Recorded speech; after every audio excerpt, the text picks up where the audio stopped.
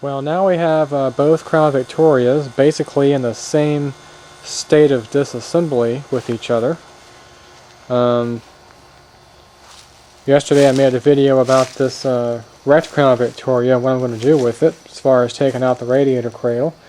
And that's all been taken care of now. I've got both the left and right front fenders removed, as well as the rad cradle.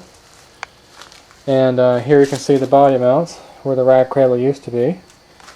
The AC condenser is still attached to the system with these two couplings here, and it's just basically sitting on the ground delicately. I'm going to try to transfer this AC system from car to car without discharging it.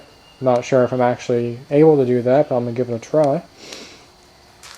And you certainly don't have to disassemble your car quite to this extent just to pull an engine, but the radiator cradle on the white Crown Vic was in such bad shape I just had to go ahead and replace it with the one from the wrecked Crown Victoria that was still in good condition. And a good tip for anybody doing a project like this, especially if you think you're going to be a long time getting things taken apart or have other priorities come up in the meantime, what you want to do is protect some of these fittings and surfaces like the throttle body, this air hose, the coolant outlet hose or fitting. Protect all these things with saran wrap or some other kind of suitable material. What I did was I just put saran wrap on here with a rubber band, and that way there's not going to be any corrosion getting inside there. That throttle body basically is like new, and that's the way it should be. I don't want any debris falling in from the wind, any kind of dirt getting in this nice engine, especially once I start horsing it around trying to get it out of here. I want everything to be completely clean inside. I'm going to do the same thing once I remove the lower radiator hose when I can get to it. So this car is basically at the point now where I can start prepping the drivetrain for removal. That's going to be consisting of loosening up and removing these multiple connectors, the fuel lines, main vacuum line back there, the ground strap, other bits and pieces, throttle linkage, throttle cables, all that kind of stuff to get this thing ready to slide out of here. And because the car is this far disassembled, I believe that this engine is going to be much easier to get out than it would be if I were to reassemble the car and then take the engine out. I'm still not quite sure how I'm going to mount the hoist. There are screw locations on that side of the head and also on the right rear side of the head. So you will have basically your chain going diagonally across the engine with that method. But I don't know, I might leverage the alternator bolts or something else so I can get a good tilt to the engine downward, because I'm going to have the transmission attached to it at the same time. And one of the mistakes a lot of people make is they take apart too much stuff. I'm basically taking apart as little as I possibly can in order to get the job done. That minimizes mistakes and minimizes the chance of losing parts and getting things mixed up and that kind of stuff. I've even left the drive belt on, although that's going to have to come off. I'm going to drop the AC compressor, leave that hanging down, and I've also got to remove the power steering pump and get that out of the way. And then the engine should be ready to swap out, and the idea is to do both engines at the same time. Now if you notice on this Crown Victoria I went all the way and took out both fenders, and that just made it easier to get off. And one of the reasons I did that was to investigate how this wiring harness enters the passenger compartment. You can see how it enters here. This car, as I said before, has the automatic climate control, which means it has the outdoor temperature sensor, which is right here. Kind of looks like the temperature sensor you'd find on the the air temperature sensor you find on the 5 liter and 5.8 V8s, but it's not, it's really all plastic. And that disappears somewhere in this wiring harness. Now, this side of the wiring harness is completely removable from these connectors here. And then the whole thing comes out. Headlight connectors, parking light, tail light, cornering lights, all that kind of stuff comes out. Wraps around the front, comes in through here, and then enters the passenger compartment right here. So I'm toying around with the idea of swapping wire harnesses, but I need to figure out how this connects in here. If it connects up with just a plug, that'd be easier, but my fear is that once I get past these grommets, I'm going to find that these wires are going to go every which way, all inside the dash and everything else, and that might be more major of a job than I'm willing to tackle just for a automatic climate control, but I'll worry about that when the time comes. To do that will require removal of that door, which is not going to be easy. So I might have to get to it from the passenger side. And that's another reason why I wanted to take that fender off. A lot of times you look at the car, the damage to the car, you might say, well, you could just replace the door, replace the fender, and you'll be just as good as new. That's not really true in this case. There's a lot of hidden damage that's now been exposed once the fender's been removed. Where the fender mounted to is all crushed in. This body panel here, it's all bashed in. This fender was really difficult to remove because I didn't have any clearance because everything was all crushed. And you can, I'm going to try to show you. See if I can zoom in here. You can see just how off-center those body mounts are. The whole body was just slid to the right, or a good portion of it, and it's still like that. And that's not something you would really see just replacing the fenders and everything until you dig into it a little bit deeper. You certainly wouldn't want to drive with it like that for forever. And that substantiates or explains why the glove box has a lot of interference.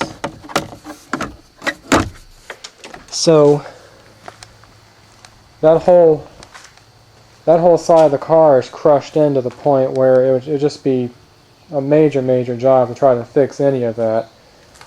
You'd have to drill out all these spot welds, cut all that stuff out, remove it, take out the body sealer, all this stuff up top. It just would not be worth it to do that. I'm not even sure if you can get this particular panel for this car or not. So I may very well end up having to getting these hinges off won't be too bad, but I might have to actually cut this door out because the hinges the latch mechanism's messed up so bad. And then on the left side, this door is actually in perfect shape. It'll be a good door for somebody. It's got the same dent it had in there before the accident right up there. But even that relatively minor damage on the left front fender flexed the body enough to crack the windshield. I don't know that the body has returned back to its original position or not. I tend to think that it hasn't. If you get almost dead on level with it, this grommet right here is slightly pushed in, as well as the one of the mounting points for the fender. If we compare that to the non-wrecked car, you can see that this grommet is pretty much spot on accurate. It's very straight. Same thing with the bolt. So lots of hidden damage with this thing. You could very well put a fender on here and it might look okay to the casual observer, but underneath the surface you still have some damage here, so the tolerances aren't correct anymore. The car will not drive like it did before, and that's one of the main reasons why you want to stay away from a car that's been in a wreck when you're looking for a car, unless it's just a minor fender bender type of wreck. So the main reason I did all that was to get this radiator cradle out, which basically is in perfect shape. And another hint for you guys, as I'm taking stuff apart, I'm actually putting the fasteners back in where they came from for the radiator support. Here's your airbag sensors. Here's the fasteners for the hood latch. All that kind of stuff, because it's very easy to either lose the fasteners or not know where they go. This radiator support is basically perfect. You can see that it's perfectly straight up and down, and the bottom of it is not curved upward. And then if we come over here, I've got the other one sitting under a bunch of junk, so sorry about that. You can see how distorted the top piece is there, and how this bottom piece is tilting downward toward the wall there. So it was so bent in, it was very difficult to get the old radiator out. Fan shroud on the wrecked car, of course, is in perfect shape, as well as the radiator. That's going to go back in. I'm going to use as many parts as I possibly can. And if you notice, I've still got the passenger side fender on this car, and there's a pretty good reason for that. The lower rocker molding here, they're pretty tricky to get off without damaging all the clips that hold it on, because the clips are so brittle, so I didn't really want to lean into that if I didn't have to. I've got the fender pretty loose on this side, and I think I can just sort of angle that radiator support in here and get it up under the fender without having to take this fender off. Of course, if I want to swap wire harnesses, of course you don't see the temperature sensor connector here. I will have to take that fender off. Not too big of a deal, but I don't want to damage those clips, and as you can see, one of the clips came off on this one. And that's what these clips look like. One of them's popped out right there. They're just very difficult to get off without damaging them, and I think that's going to be a dealer item to get those put back on, or to get those replaced, but not too big of a deal. I've had bigger problems than that before. And as I said before, this engine's completely ready to come out. Everything's all disconnected, the wiring harnesses, the fuel lines, that vacuum line. I don't have a lot of protection on some of the openings here, and you can see exactly what happens. You've got corrosion starting to set up already in the throttle body, but I don't really care. This engine's shot anyway.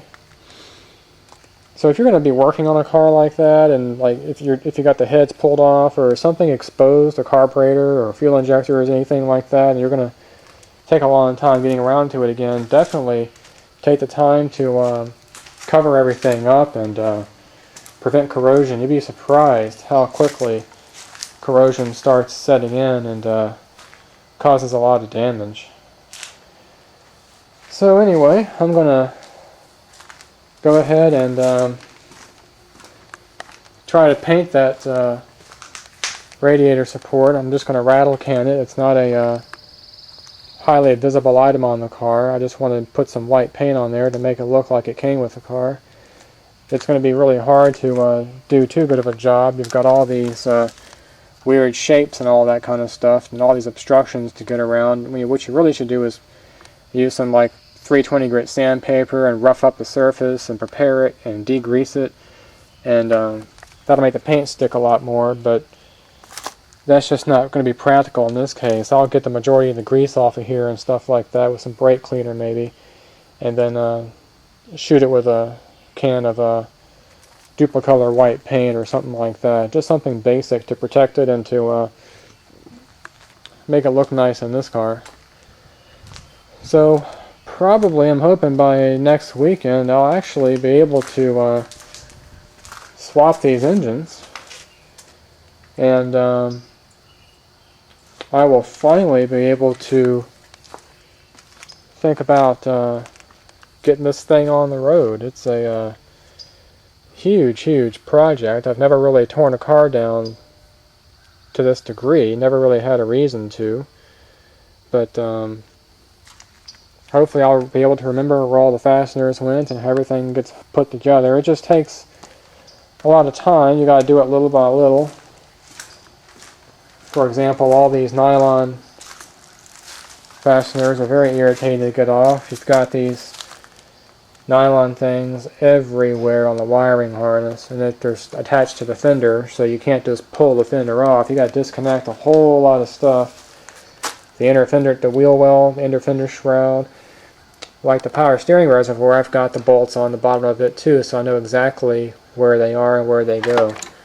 So that's just a really good trick you guys can use to try to keep track of everything as much as possible and minimize the amount of loose hardware you have everywhere.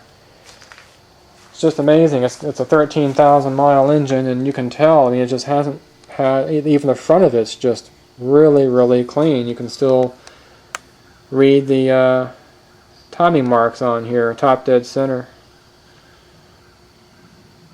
So that's why I wanted to keep this engine, even though the White Crown Vic is nowhere near as good a shape as the brown one is. I think it'll still be a good car, pretty reliable car with this drivetrain in here. And I'll have peace of mind knowing that this engine's not sitting in a junkyard somewhere getting rained on and everything else. You can be positive that the junkyard is not going to cover up all these holes and stuff like that and protect the engine like it should be. You're going to have a whole bunch of guys taking off valve covers, coil packs, alternators, stuff like that, and let the engine just rot away, and I just didn't want that to happen. So stay tuned for the next video. Hopefully the next video is going to be to document how to get these engines out of here, and basically take that one out, set it aside, take this one out and put it in there, and then start putting all these pieces back together and see what I end up with.